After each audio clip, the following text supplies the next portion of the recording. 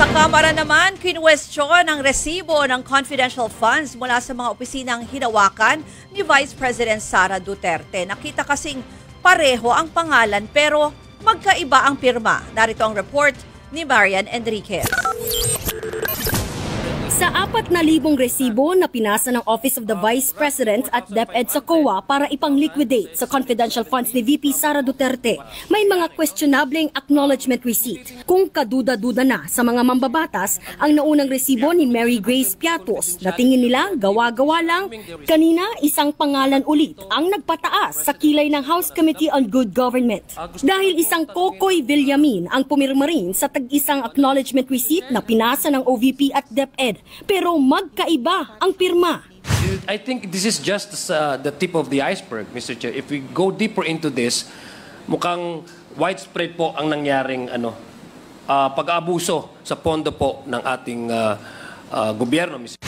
Ito pang isang kaduda-duda. Nagawa raw ng nag-iisang Special Disbursing Officer o SDO na si Edward Fajarda na ipamahagi ang milyon-milyong pisong confidential funds ng DepEd sa 26 na magkakaibang lugar at probinsya sa loob lang ng isang araw. Tanging SDO lang ang otorisadong mamahagi ng confi funds at tumanggap ng acknowledgement receipts.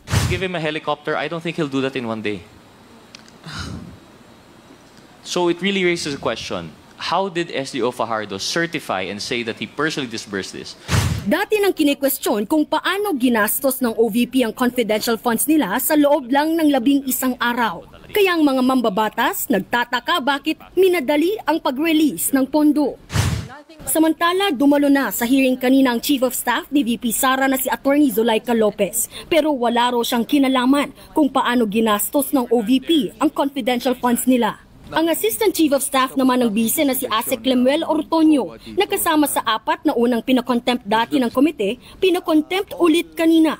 Sumulat kasi siya na alisin na sana ang contempt at arrest order sa kanya para makadalo na siya sa susunod na pagdinig.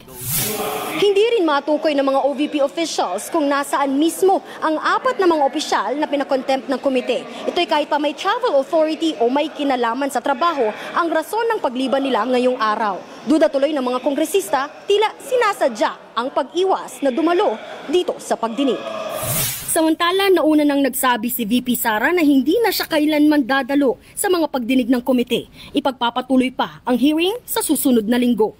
Nagbabalita mula sa Frontline, Marian Enriquez, News 5.